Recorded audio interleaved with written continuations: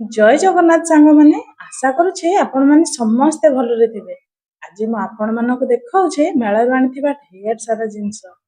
ମେଳାକୁ ଗଲେ କ'ଣ ହୁଏ?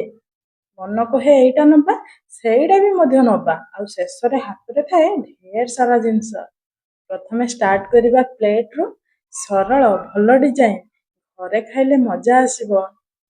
ବାଉଲ ଛୋଟ ହେଲେ ବି ବହୁତ କାମରେ। ଦହି ସାଲାଡ ସବୁ ପାଇଁ ପରଫେକ୍ଟ। କ୍ୟୁଟ୍ ଗିନା, ସେ ବି ପୁଣି କାଚରେ। ଆଉ ଏତେ କମ୍ ପ୍ରାଇସ୍ ଆଉ ଏତେ କ୍ୟୁଟ୍ ନା, ଛୋଟ ଛୋଟ ଜିନିଷ ମନକୁ ବହୁତ ଖୁସି ଦିଏ। ମେଳାରୁ ଲିପଷ୍ଟିକ୍ ନେବାର ମଜା ଅଲଗା। ସାଧାରଣ ଦାମ ଆଉ ଭଲ କଲର। ନେଲ୍ ପଲିଶ ରଙ୍ଗ ଏମିତି ଦେଖିକି ମନ ନାଁ କରିପାରିଲାନି। ଫେସ୍ ନୁହେଁ, ନଖ ବି ଖୁସି। ମେଳାର ଜୁତା ଶସ୍ତା, ଦୈନିକ ବ୍ୟବହାର ପାଇଁ ପୁରା ଠିକ୍। ରୋଷେଇରେ ଏକ ଭଲ ଛୁରୀ ଦରକାର, ମେଳାରୁ ମିଳିଗଲା।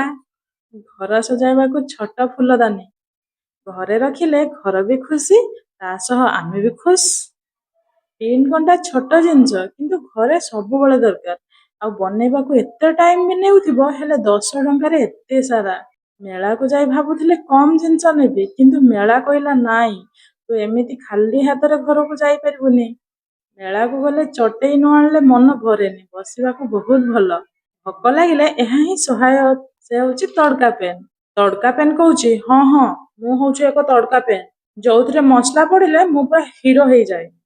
ଏଇଟା ନର୍ମାଲ ବୋଟଲ ନୁହେଁ, ମେଳା ସ୍ପେଶାଲ ଏଡିସନ। ମେଳାରୁ ଆଣିଛି ବୋଲି ଶସ୍ତା ଭାବୁଛ ନା? ଆରେ ନା ମ, ଏଇଟା ପୁରା ଆଟିଚ୍ୟୁଡ ବାଲା ଅଏଲ ବୋଟଲ। ଏତେ ସାରା ଜିନିଷ ମେଳାରୁ ଆଣିଲି, ପଇସା ଗଲା ଥୋଡା, କିନ୍ତୁ ଖୁସି ଫୁଲ ଅନ୍। ମେଳାରୁ ଖାଲି ହାତ ଫେରିବା ପସିବଲ ନୁହଁ ବସ୍। ଭିଡ଼ିଓ ଭଲ ଲାଗିଲେ ଲାଇକ୍, ସେୟାର, ସବସ୍କ୍ରାଇବ। ଆଉ ଗୋଟେ ଭିଡ଼ିଓ ଯାଏ ରହିଲି।